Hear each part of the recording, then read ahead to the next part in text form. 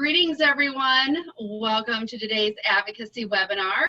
It is my pleasure to be together with you all today. I'm Lori Sjogren, Community Program and Services Director for the National Ataxia Foundation, and I will be assisting with today's webinar.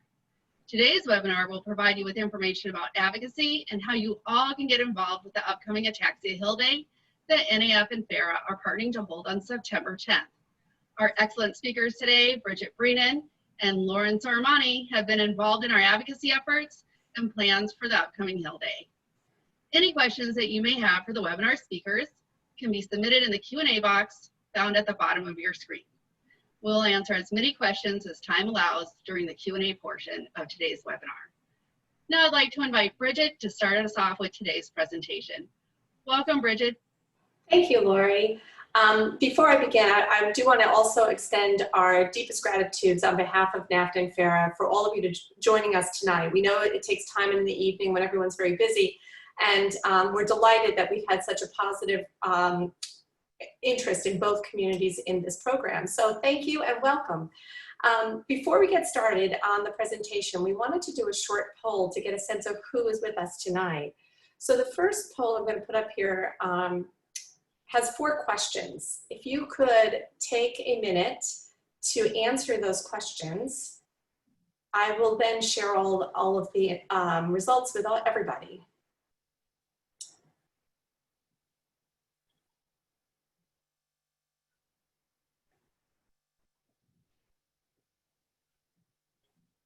I see some results coming in, so that's a good thing. I will give people a few minutes. There's 94 people on the call.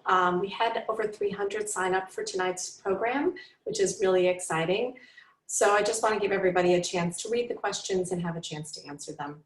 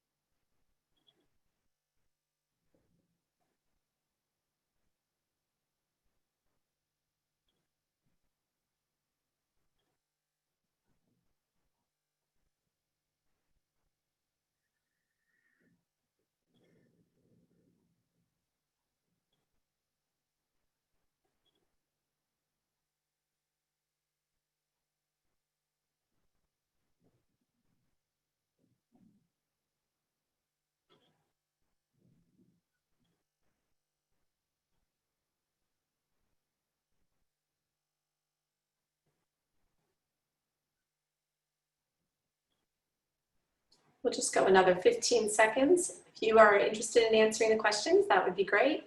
And then we'll end the poll and share the results with everybody.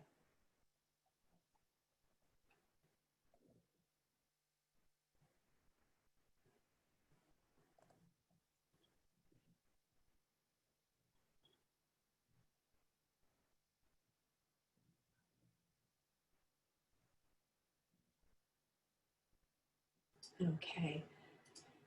So you can see on the screen, we've had a nice response from both communities for the advocacy webinar, which is great. We wanted to know how you guys had found out about it because we want to make sure that we keep you engaged in future advocacy opportunities. So it appears that email is the best way to reach everybody.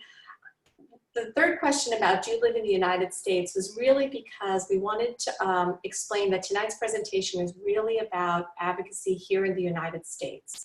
So those of us that are in the international community that might be joining us, it is going to have a focus on the US. However, we hope that you will still be able to take some of the material that we're going to share with you tonight and apply it to your own communities.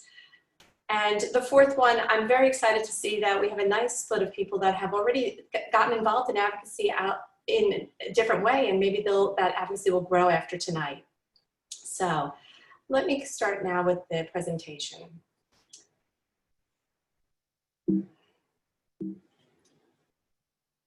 So tonight we're going to be talking about a bunch of things. Why should we advocate in the first place? What are the issues that are important to our community right now? How do I find out who my representative is? How do I contact that representative if I do want to do an outreach? what kind of action should I take, and how should I stay involved in the future? Sounds like a lot, but it's actually going to go pretty easily when we talk about it step by step. So the first thing is, why should we advocate in the first place? This is a fact sheet from NORD, the National Organization of Rare Diseases. And I brought it tonight to bring your attention to this purple box here, which says that there's an estimate of 25 to 30 million Americans with a rare disease. We in the ataxia community may feel like we're a very small community. However, if we look at ourselves in the bigger rare disease community, we actually make a tremendous presence. And that's not reflected in awareness in the community or in the funding for research. And the reason I'm bringing this up is if we think about patient advocacy groups that have had really effective awareness programs. It started really with HIV awareness, but we also have it in the Alzheimer's community or breast cancer. I think most people would feel that they have some awareness of those conditions. They've certainly seen material put out about those conditions, and there's a lot of research going on all of those conditions. So you think there must be a lot of people that have those issues. And if we actually look at how many people right now in America have HIV, we find it's 1.1 million people. And if we say, okay, well, that's a small population, but the other conditions must really have a lot of people. And we look at breast cancer, right now we have 3.5 people that have breast cancer in the United States. So we'll carry on to Alzheimer's. This is the baby boomers, they're getting older. There should be a tremendous amount of people that have this condition, right? Because there's a lot of attention spent on Alzheimer's in the public forum. So right now we have about 5.8 million people with Alzheimer's. And so if we actually took a moment and we thought, okay, let's put all the cancers together, every cancer that's happening in America right now, how many people are we talking about? And for that, we have about 15.5 million people. So you can see that rare disease is truly a public health crisis that isn't being represented in any way. Not in the public forum like through the TV shows or newspaper articles, but also in legislation and research dollars. And so when we take the time to go and educate people and raise awareness about ataxia and also about rare disease, we affect so many different forums. And that's exactly what they've done in the HIV, breast cancer, and Alzheimer's communities. They've gotten out there, they've raised the awareness, and through doing that, they were able to affect change in so many different forums. So last year, our group started this process. It was a pilot process between FARA and NAF, and we had a really great time on the Hill. We did a small group, just 13 advocates. We were really targeting a National Ataxia Awareness Resolution, Awareness Day resolution, which you're going to hear about a little bit. But we went and we set up some Senate meetings looking for a co-sponsor for this resolution, and it was a very effective day. The people that went enjoyed it. We thought it was effective in raising awareness, and we thought we were definitely going to do it this year. Unfortunately, COVID had other plans for us, and we decided we needed to shift gears and think of our Hill Day a little different this year. However, we still want to make sure that you realize that we, both as individual organizations and together, work with all of these organizations as well as others that aren't listed here, so that when we are going up to the Hill to advocate on our issues, that we're saying to the representatives there, hey, we're one of 25 to 30 million Americans, and you need to listen to what's going on here. And so through that partnership with FARA and with NAF, we really have a great reach as far as getting people's attention to issues that matter the most in our community. All right, so now we are going to get more into our Hill Day. So as Bridget mentioned, we started this process last year. So this will be our second annual Hill Day. And to find more information, you can visit the NAF or FARA advocacy pages. They're linked below, and you will have the ability to click on the links once the slides are posted. So this year for our Hill Day, we have 5 specific asks of the senators that we will be meeting with. the first ask is the National Ataxia Awareness Day resolution. So a resolution is an official expression of the opinion or will of a legislative body. So we have various state resolutions and local proclamations, but we are asking the United States Congress to declare September 25th as National Ataxia Awareness Day. We believe that having a resolution will elevate the awareness needed to improve the lives of persons and families affected by ataxia, and it will help accelerate the development and access to effective treatments. So as we stand right now in our process of getting this resolution passed through Congress, we do need a Republican co-sponsor. So if anyone on this webinar or anyone who is watching it after the fact has a connection to a Republican senator in your state, please contact them and reach out and see if they would consider it co-sponsoring this resolution. And if you could contact Lori or Bridget at their emails below if you have any questions. So our second ask is increased and secured funding for the NIH and the FDA. So the NIH is the steward of medical and behavioral research in the United States, and the FDA is the regulatory authority over new drug applications. These two organizations are complementary to each other. The NIH supports and conducts biomedical and behavioral research, while the FDA ensures the safety and effectiveness of the drugs and other products such as medical devices. So in September, our senators and Congress people will be working on appropriations for these organizations. An appropriation is an annual provision of funds that are dispersed from the Treasury.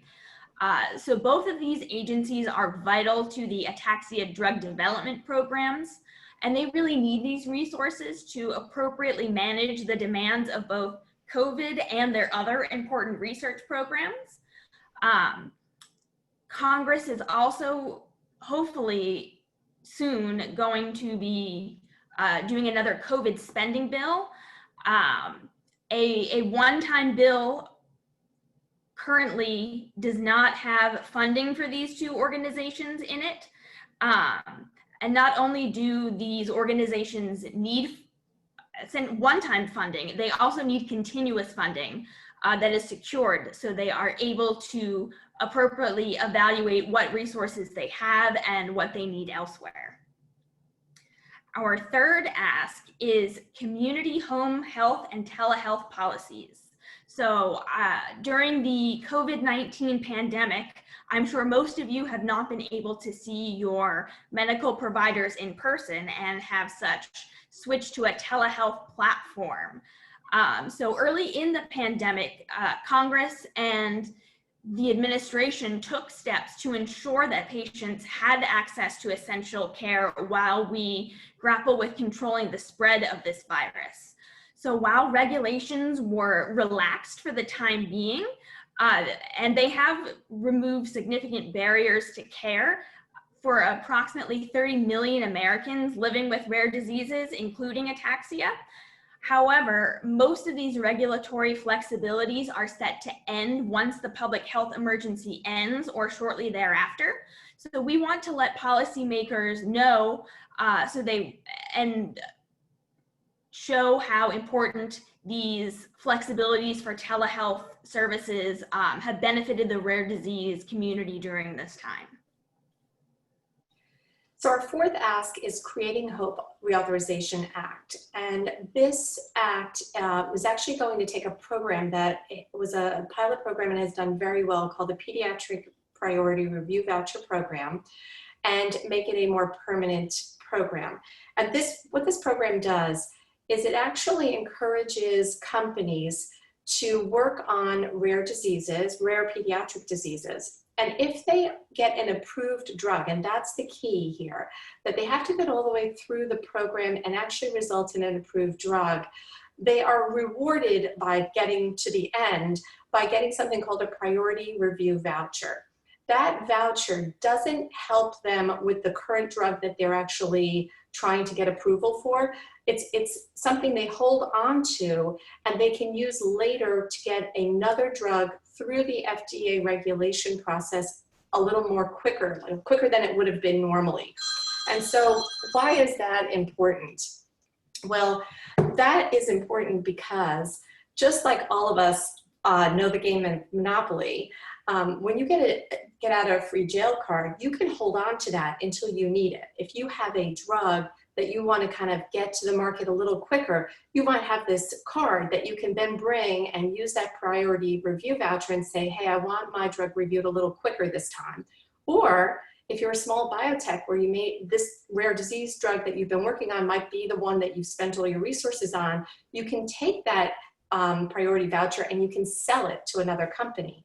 And that's in fact what's happened to a lot of these vouchers. Bigger companies or different companies have come in and offered a lot of money for the voucher that somebody is awarded, and that's okay.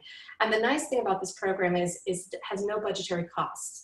So it gives great incentives to companies, but it doesn't cost us anything up front. It just costs time later on. The last ask that we have for the Hill Day is asking our members to be part of the Rare Disease Congressional Caucus. So a Rare Disease Congressional Caucus is a group of legislators that have decided that this is an issue of priority to them, that they would like to know more information on a regular basis. So they join this group, and through the caucus, they're able to get information in a timely manner on things that affect the rare disease community. So it's a great information resource for our legislators and easy to join. You're gonna, like Lori mentioned, we're gonna get a copy of these slides to everybody, so you'll have the links as well, and you can check whether your representatives belong to the caucus, and if they do, you can thank them when you reach out to them, and if they don't, you can ask them to join. So how do you find your representative? There are many ways. You could go to the Senate page or to the House page and put in your address, and you can find who your representatives are. But this website, commoncause.org, is actually quite a handy website because you put in your address and it will give you everything from the president down to your local officials. So this is a one-stop shopping website, and you can find out who in DC represents you both in the Senate and in the House. So on September 10th, which is next week, we are going to be flooding the Hill. And I bet a lot of you are wondering how you can participate from home. So you can call or email your legislator and or tag them on social media or participate in the Hill Day on social media. Are we missing a slide? Oh, no, okay. So first you can call or email your legislator. Everyone has 2 senators and 1 congressperson. A lot of you are probably wondering what you should say to your representative. So there is no right or wrong answer to this. You can say something that's simple. I live in XYZ town and I have ataxia. Ataxia affects me in the following ways, or this is my story. Or if you feel more comfortable, you can add on to that and tie in the issues that we just went over, or any issue that is important to you, and how you think your legislator can best support you. So again, there is no right or wrong answer. If you want to speak on an issue, you can pick one that you relate to the most and what you think you can link your story to. You don't need to write an extensive email about all 5 issues. So secondly, you can participate on social media. So most, if not all, representatives have an official Facebook, Instagram, or Twitter account. You don't need to post a picture of you with your legislator or you at their office. You can post something about ataxia. You can post something about ataxia and your life, such as a picture of you with your recumbent bike or you walking around with your rollator, etc. And be sure to tag your representative and use the hashtags for Hill Day. So this year we will be using the hashtag Ataxia Hill Day, which is all one word. And if you know your senator is supporting a bill that's important to you, you can thank them for your support. So here are some examples for the Hill Day to use on Twitter. So we're going to briefly go over these. So unite with us at your representative, co-sponsor the National Ataxia Awareness Day resolution and insert your hashtags. So you can use that to simply ask your representative to potentially co-sponsor our resolution. Second, increased funding for NIH and the FDA are vital to ataxia drug development. Thank you for supporting these important agencies, insert senator, and with the hashtags. So that's how you can incorporate NIH and FDA funding with ataxia. And I guess this senator was also supporting increased funding, so you can also thank them if that is the case. So third, telemedicine gives rare patients access to doctors while protecting their health and resources. Insert senator, please pass legislation that will ensure coverage for this vital medical service, and insert your hashtags. And lastly, help spark innovation for pediatric rare diseases.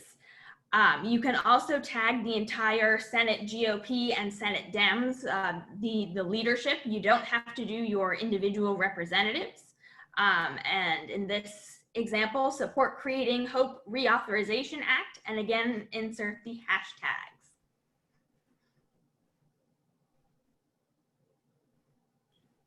So next, we have examples from Facebook. Here they are. So this is what we posted, both NAF and FARA posted last year from our Hill Day. It's the same concept. Again, hashtags, and you can, on Facebook actually, you can add maybe links to the NAF website or our advocacy pages. So most of our discussion tonight is going to talk about what we can do virtually at home, and that would really just include calling, emailing, and using social media. There are a few senators, a few Republican senators that we've reached out to specifically to ask if they would co-sponsor the resolution, and in those targeted states, we've asked a small group of people to join us on those phone calls from those states. However, because this is an advocacy program, we really wanted to talk a little bit also about what happens in a meeting, because we're hoping you guys will all get the advocacy bug tonight. And in addition to really helping out on the 10th by flooding the Hill with these social media posts, when we get to Rare Disease Week, maybe a few of you would like to take part in going to the Hill, if we are back to going to the Hill at that point, and actually meeting with representatives. If we're not back in DC for Rare Disease Week, then come next summer, there's another program called Rare Across America, where through the Every Life Foundation, you can schedule appointments in your own local municipalities to meet with your representatives while they're home on summer recess. So there's going to be other opportunities coming up throughout the year. And now that we know that you follow the emails that we send, we'll make sure that emails go out and you're aware of those dates to sign up.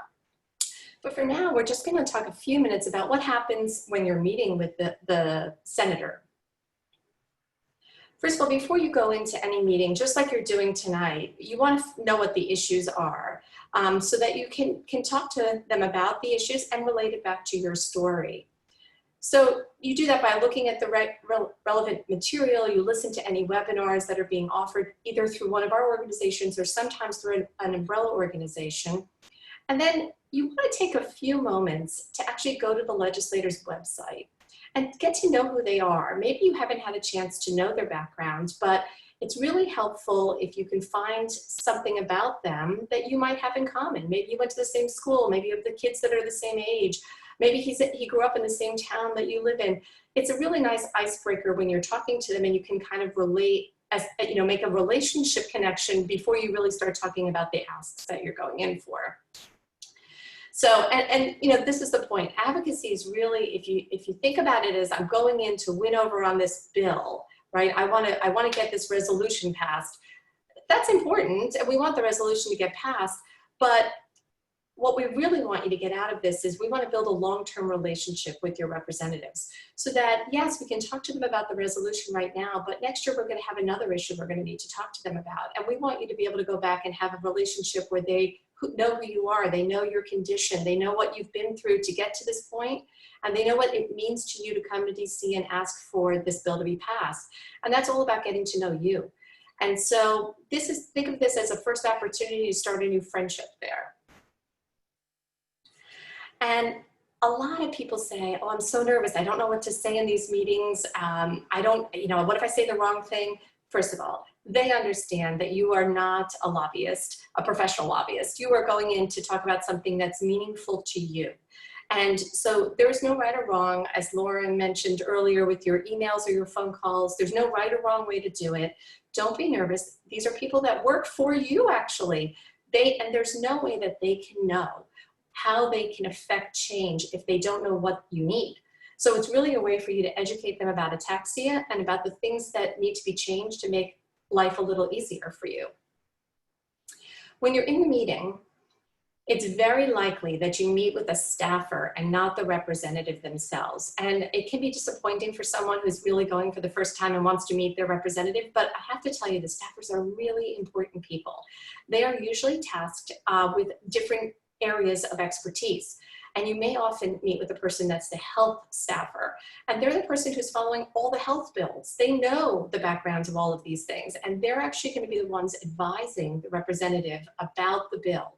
So if you can build a relationship with that staffer, you're definitely going to get your message to the representative. And once you have that relationship, there may be an opportunity when you're asked to come back in and talk to the representatives themselves about the bill. Important though that these guys are all busy and they do want to hear what you have to say, but they want, when you go in, you need to be really prepared, you need to be concise, and you need to be direct. So when you go in there, you have to tell them what you want them to do so that they can actually take action.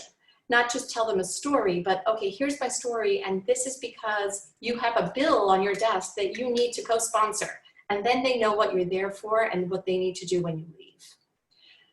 When you get the slides, you'll see that there's a link here. If you're interested in watching a mock meeting, we have one attached here that you can take a look at and you can hold on to if you end up having an opportunity in the future to meet with a representative. So the last thing I want to say about meeting with representatives is when you leave, remember we're building a relationship. You want to make sure to keep that relationship going. And the first thing you want to do is do an outreach when you leave by thanking them for their time, reinforcing what you said to them when you were in the meeting. What was the ask that meant the most to you, and how did you connect it to your story? You could rehearse that again in an email to them and say, as we discussed, this bill is very important to me because it will affect change with my condition. And if there's something you've asked them to do, for example, joining the Rare Disease Caucus, maybe you say to them, I'm going to follow up with you in 2 weeks to see if you've had an opportunity to join the caucus, and then actually do that. Send them another email in 2 or 3 weeks and say, hey, did you have a chance to join the caucus? Or check if they've joined and then send them a thank you. So it's just about continuing to build a relationship. I wanted to share a wonderful story here. This is one of our ambassadors, Mary Nadine Scott, and I did ask her permission to tell a little bit about this story. She was at Rare Disease Week a couple of years ago and had her meetings, first time in DC, really enjoyed the experience, but when she left, she did that. She reached out to every office, thanked them for their time, followed up with them. And then she ended up following up with them in her local offices. All of her local offices asked her to come in and meet with the staff there, and she lives in Vermont. And so she went to the offices in Vermont. And she's continued to do that every year and continued to build relationships now with both her senators and her representative. This year she reached out and she actually was with the governor, as you can see in one of the pictures I put up here, where she was able to get a proclamation signed recognizing Rare Disease Day. So she's really done a fabulous job, and this is all because she took the opportunity to build that relationship. They know who she is, they know her condition, they know when she's calling them or emailing them, it's because it's something important to her, and they listen to her.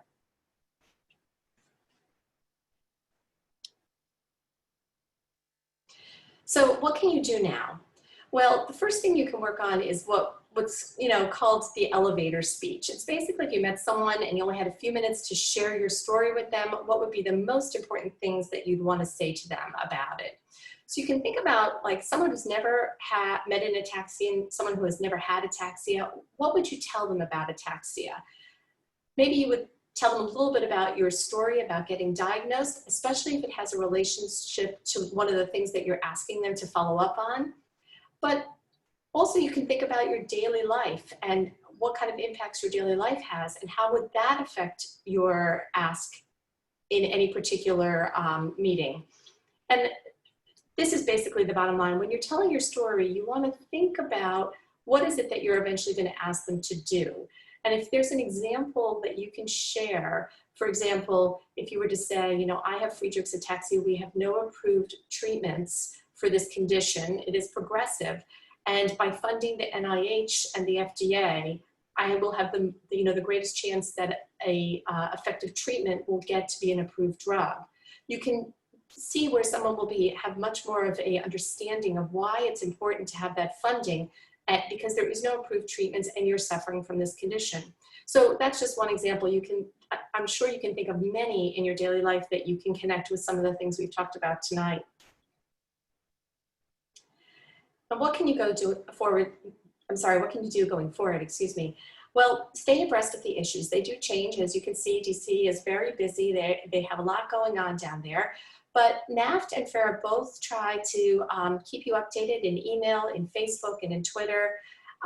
If you really love this stuff, you can sign up for newsletters for the umbrella organizations such as NORD or RDLA. RDLA is a program that the Every Life Foundation runs. It's their legislative arm. So they do all of the work in DC. They put out a newsletter every month. Global Genes puts out a newsletter. And like I mentioned to you earlier, even though we're not doing on the Hill meetings this year, there will hopefully be opportunities through other organizations to be able to meet your legislators. And so when you see those opportunities, if you're interested, sign up. If you need to reach any of us, we've just put up our contact information here, both Facebook, Twitter, and email. And then we just want to briefly kind of review what we've talked about for the Hill Day, because I know we've given you a lot of information tonight. Basically, we need your help to flood the Hill on September 10th. I mean, we'll do it, we'll love doing it, but it's only a couple of us. If we want to make an impact, we want all 300 of you guys who signed up for this to take some action. So what we need you to do is take a look at the issues. You can find them on both of our websites, and we have the websites there, but if you go to either of our websites and look under advocacy, you can probably find them. Connect one or two of the asks out of the 5 that we talked about tonight to you in a short story. Then you need to find your representative. So remember, you could go back to that website I gave you, the one-stop shopping, that'll tell you who all your representatives are. Find out who your 2 senators are, who your representative is. And then on September 10th, you are going to call, email, or post something that helps us raise awareness about ataxia. And then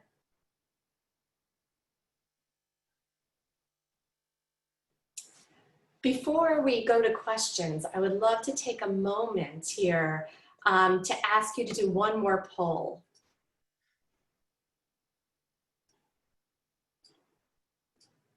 So you're going to see this only has 2 questions. And if you could take a minute to answer those 2 questions, of course, I'll share the results with you in 2 minutes when everyone's had a chance to answer. And then when we're done with this poll, we would be happy to answer questions about any of the asks or any issue about advocacy that you might have.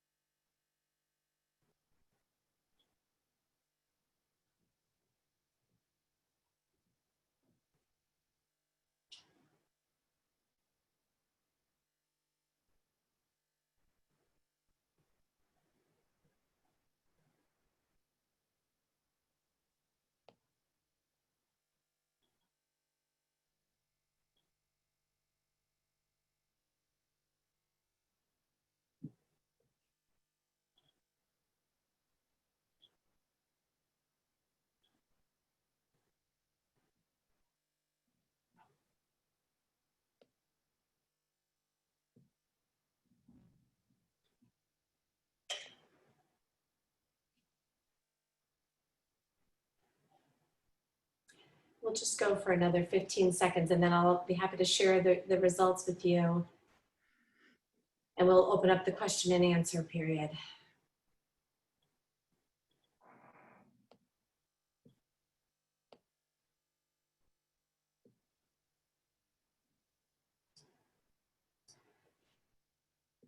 So I'm glad that everyone had a chance to say that they are interested in getting involved in advocacy. We're really excited about that. So that will let us know that we should do additional programming to get more information to you about ways you can be engaged in advocacy right from your home. There's a lot of things you can do right from there without having to go all the way to DC. So it gives us a sense that you guys want to get some more information on this. So thank you. I appreciate those answers.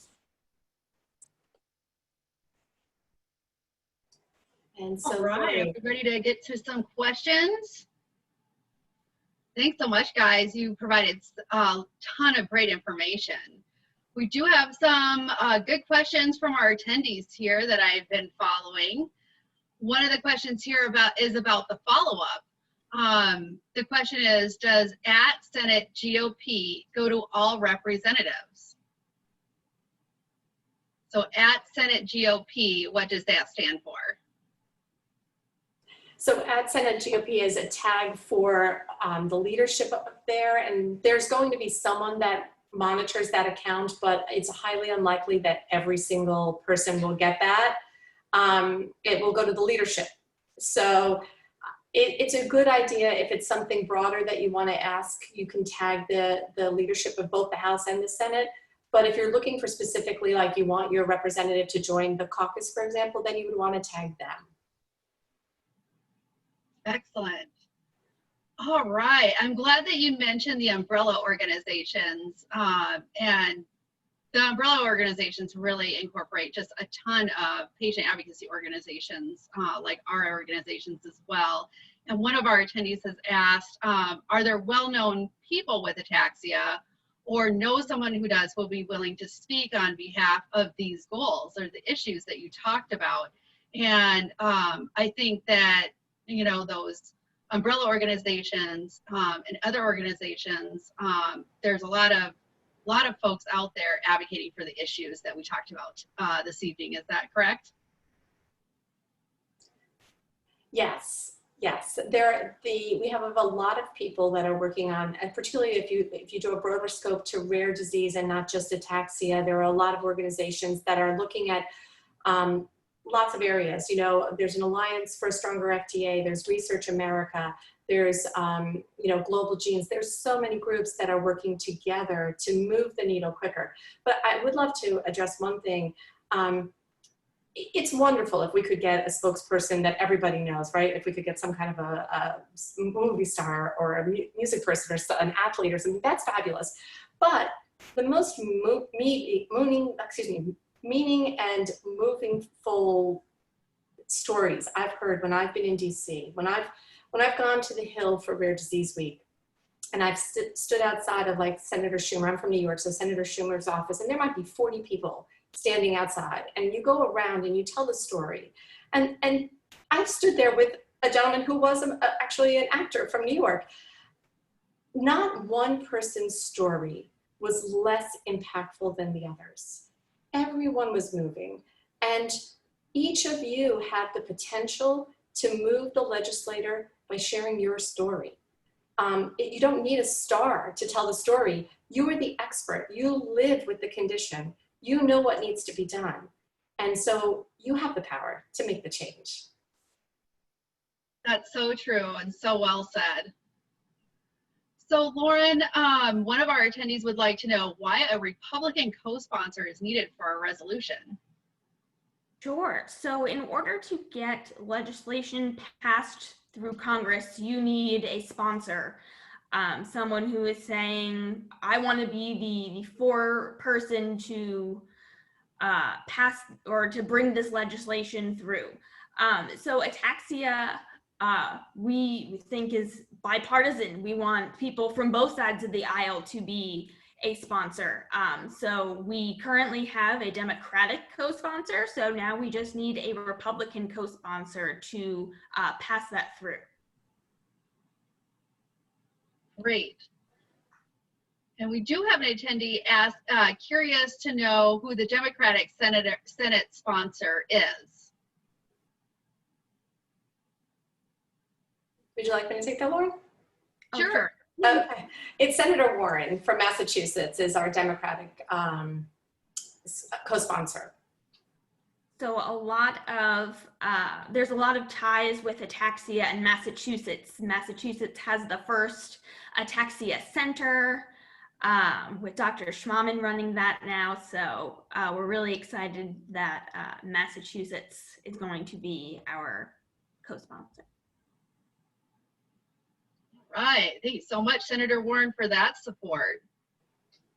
We have some questions about getting the emails in the slides.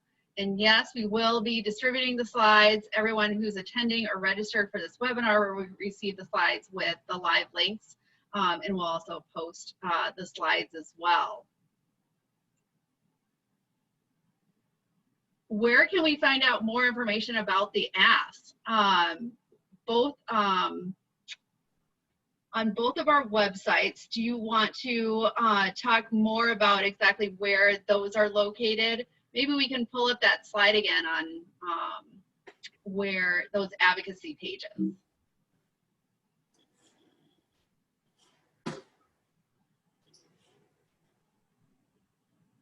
Let's go through, sorry.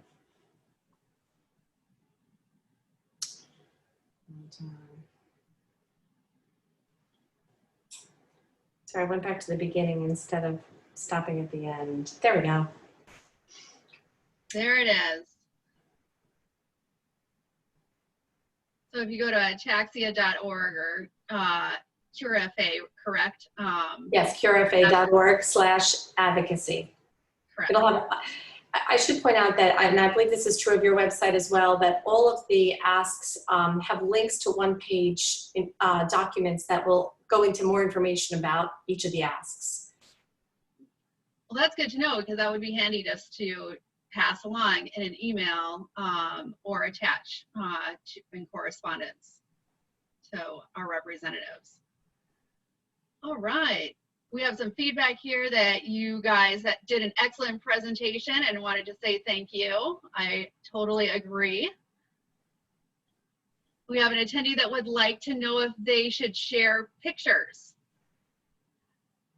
You can certainly share pictures. I think sometimes pictures give you an additional medium to share your story. So certainly put text with the pictures, and of course, if you're posting it on social media, to tag your legislator as well. But like I mentioned, you riding a recumbent bike or you walking around with a rollator, it can just bring an additional element to your story, especially if text is limited on the social media platform. But you know, I'd love to mention that if you are a little camera shy or you don't want to put a picture up, you could also put a picture up of something that talks about ataxia. For example, you could put a picture of a staircase and talk about why it might be hard to get up and down the staircase. You know, like you can kind of be really creative with this. On our website, you can also print out a copy of the United Ataxia logo, and you can take a picture with that if you'd like. So there's lots of different ways to handle it, and have fun with it. You can write, you know, think about a different way to raise awareness. Who knows? Maybe yours the one, your post will be the one that goes viral, and all of a sudden, you know, everyone will know about ataxia. That's great. Pictures with a sign are always fun as well. We have an attendee that would like to know if they can share this information that they received from this presentation to some support groups like FAPG, so they could possibly generate even a bigger response for legislators. Yes, we'd be happy to share it with everybody. I agree. One thing we didn't mention, and maybe this is a good opportunity while we're just going through some of the questions here, is International Ataxia Awareness Day is actually September 25th. Not September 10th. And so the question might be, why are we doing the Hill Day on September 10th? This year, when we thought we would be in DC, International Ataxia Awareness Day falls on a Friday, and that's not a good day to really catch people in DC. So we were figuring out a day that would be good to move it to, and we landed on September 10th. However, we now have a wonderful built-in excuse for reaching out to representatives, again, 2 weeks later on International Ataxia Awareness Day. And you can say, hey, just so you know, I'm mentioning that today's the actual International Awareness Day. We'd love to have a National Awareness Day next year. Need you to help us with that. You know, something along those lines. It's built in for you. So you have 2 opportunities in September. Absolutely. That's a great way to recognize International Ataxia Awareness Day. Thanks for mentioning that. We have an attendee here that is having an issue with their insurance. And I've heard this issue quite a few times from those in the ataxia community regarding limitations to therapy visits and who would be the best person to advocate for revisions to those policies. And she has certainly connected with their insurance provider, but it was not productive. And I would certainly, I know that I've talked to my personal congressmen and our senators about this issue, and they're very receptive and understanding and wanting to be a part of providing more access. So that's certainly one thing that I would recommend. What would you guys recommend? I agree with you, Lori. You know, representatives are aware of the effects of telemedicine. They're living it as well. As I mentioned, I just met with Senator Schumer's Office for the Rare Across America, and their staff said there is a consensus among Congress that they do need to pass some legislation. The issue will be, what will they cover? And this is our opportunity to explain to them why it's important to cover certain things that impact us. You know, for example, in my conversation with the office, I talked a little bit about the fatigue of having people with FA travel throughout the country to see specialists, and the practicality of families losing job, you know, time at work, time at school, time at family, and also just the reality of having to give a wheelchair to the airlines, you know, and then it might get damaged. These are all things that they probably would not have even thought about. But by sharing that information, they now have some fuel to go in and ask for more funding than they might have before they heard the story. Exactly. And your medical providers that you're receiving that care from may be able to write a letter on your behalf to try to get some sort of exceptions and things like that. So that's also another route to go as well.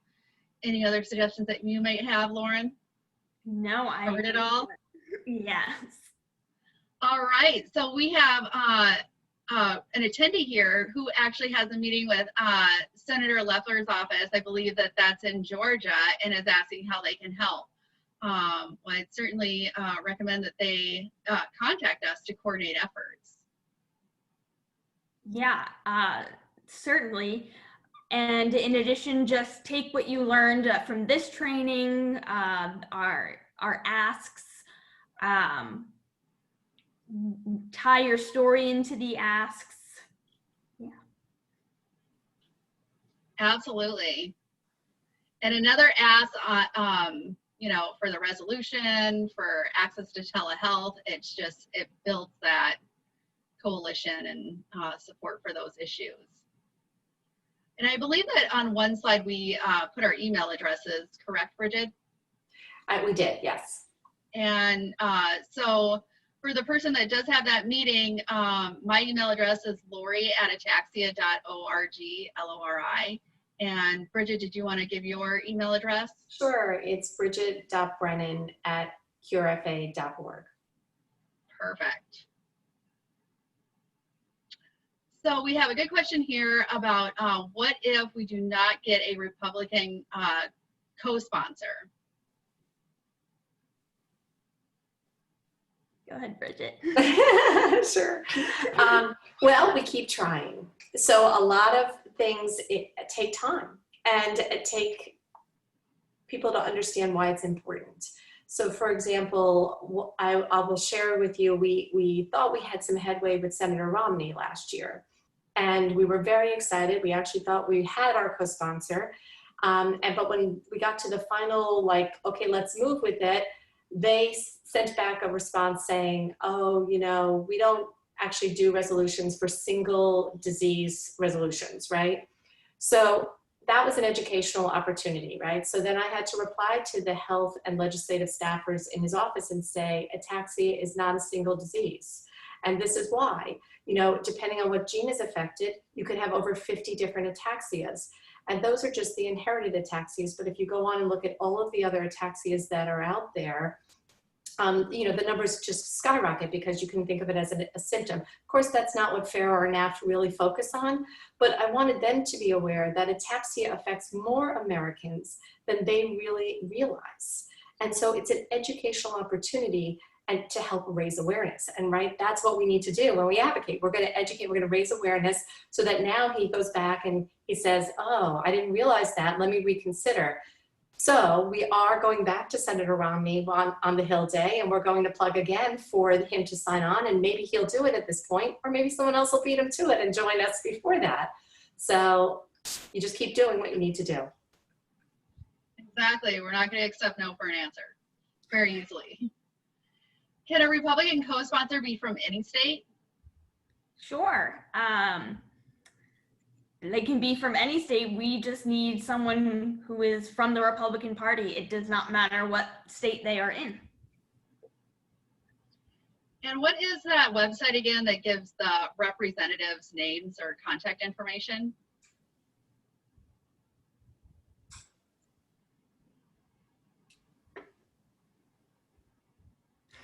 Excellent. Well, this is a good question. Of emails, calls, and social media, which method is generally the most effective, or does it differ by representative?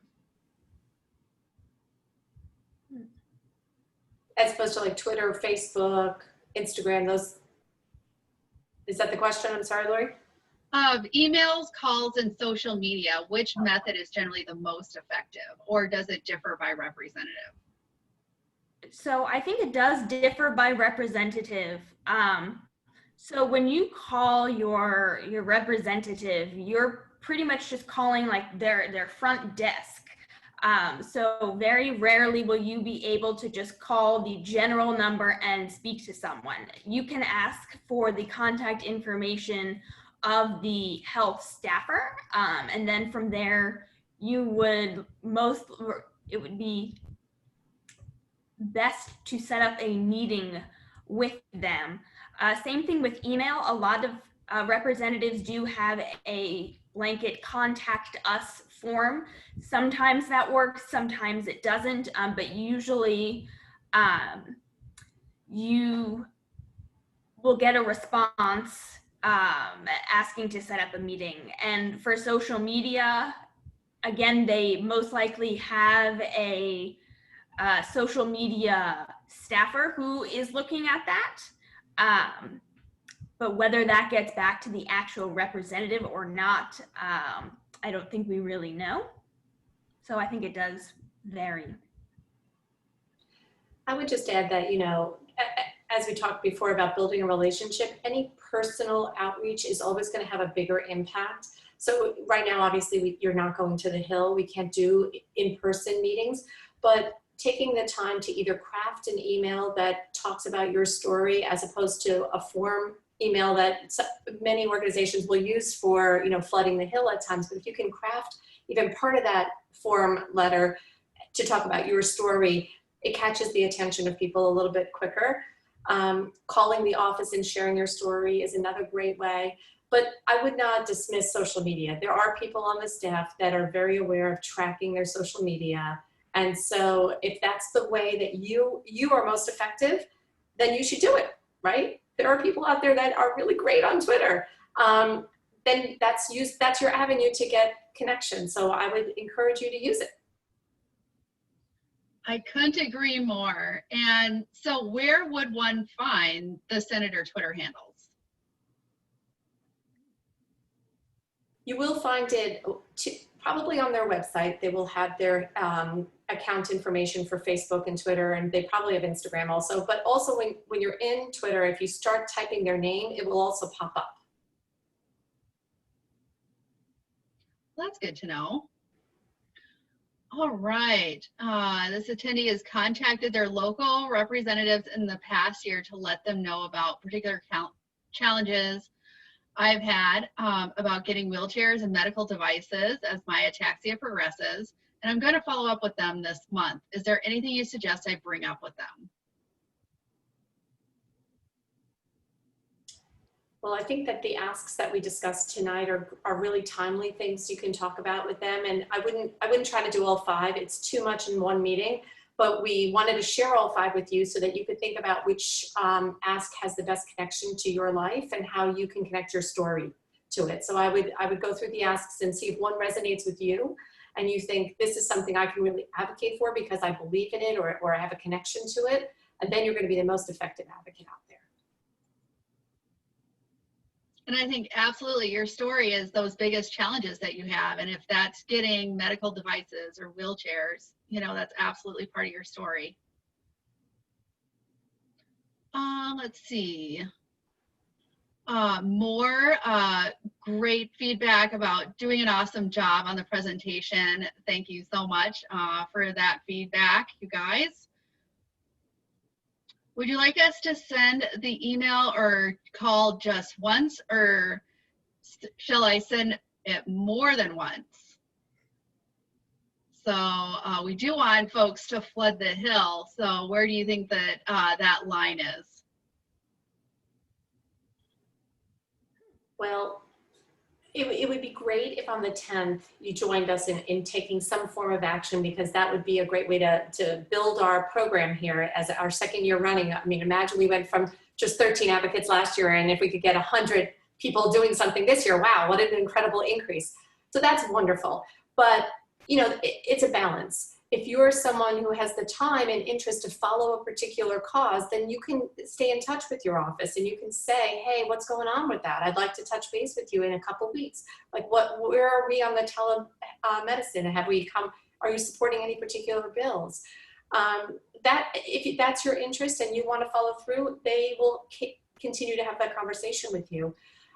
No one expects you, I don't think I'm speaking out of turn here, Lori, no one expects you to become a part-time job for you. So you're not expected to send emails or tweets every week.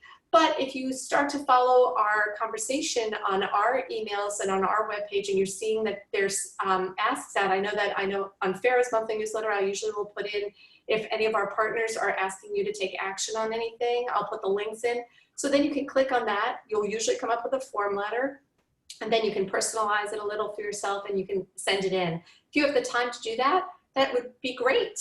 And it would get you used to knowing what the issues are before you end up in DC for Rare Disease Week with us. Well said. All right, we have an attendee here that is wondering, are there specific senators or representatives to contact on Hill Day, or is it best by each state by where people live? So if you're talking about on the 10th when we are all flooding the hill, it would be best to contact your own representative. I agree. I mean, you'll be most effective reaching out to the people that represent you because you're their constituent. And then, you know, there is leadership you could reach out to as well. And certainly there, you can include them in your information and send it to the leadership. But you'll probably have the best response from the people that represent your area. Excellent. Here's a question. One of the attendees is wondering if they can get an email with a copy of the resolution.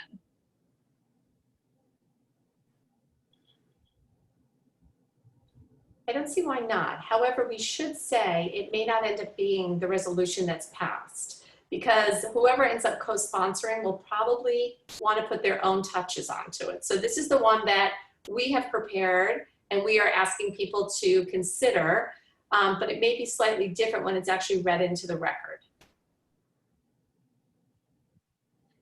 Good point. We have an attendee here that would like to hear more about your story, Bridget. Okay, what brought me to the ataxia world? So one of my children was diagnosed with Friedreich's ataxia almost 6 years now. Wow, 6 years ago. So I ended up getting involved, and my background was law. So I looked for opportunities that could help the community in advocating in the legal area. Very good. All right, we have an attendee in South Carolina. Their senator is Tim Scott, and they would like to know how they should engage with him. I'm sorry, I missed the beginning, Lori. It was what area? South Carolina. South Carolina. So if you want to engage with your representative, you can do any of the things we talked about tonight. You can call their office and ask to speak with a health representative. You can call their office and see if you can set up a meeting with them. You could send them an email. You can engage with them on social media. But like Bridget said, whichever you feel most comfortable with engaging. Great. We have an attendee that would like to see the ask again. What are the asks that we are wanting folks to engage with their representatives about? And we have an attendee that is asking. You're saying ask, right? ASKS. That's Yes. correct. That's what we're Yes. saying. So there are 5 asks. I'll go back to the beginning. I'll do them in the order that we did them so that we don't get anyone confused. Lauren, do you want to take the first? Sure. So the first ask is passing the National Ataxia Awareness Day resolution and getting a Republican co-sponsor.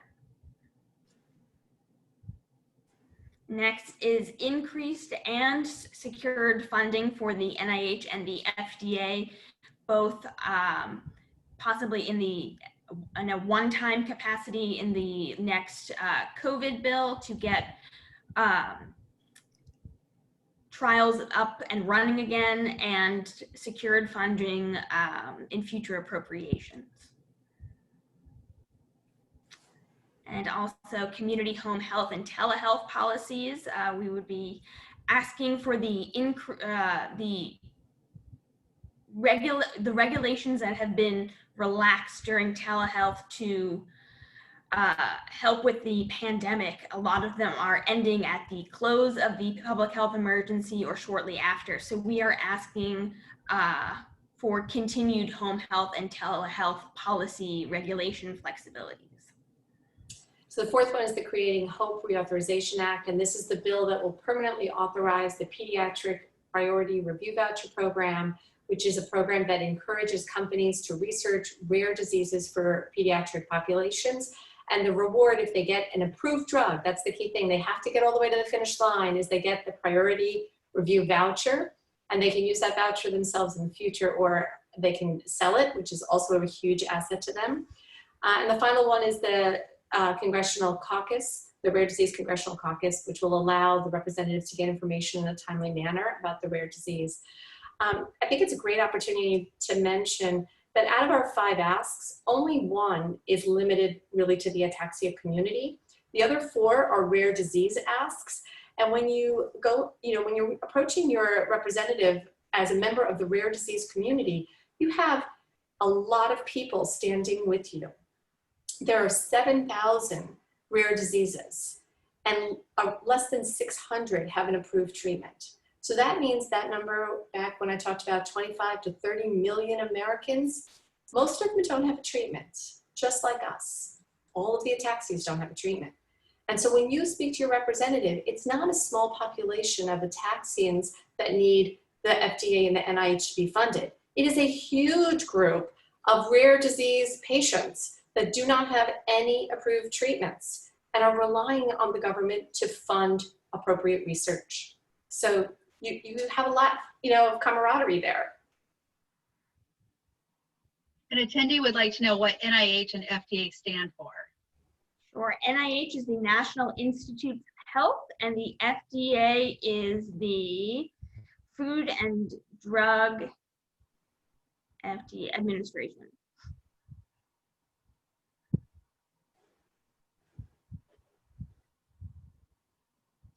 All right, and we have an attendee that would like to see those hashtags again. Sure.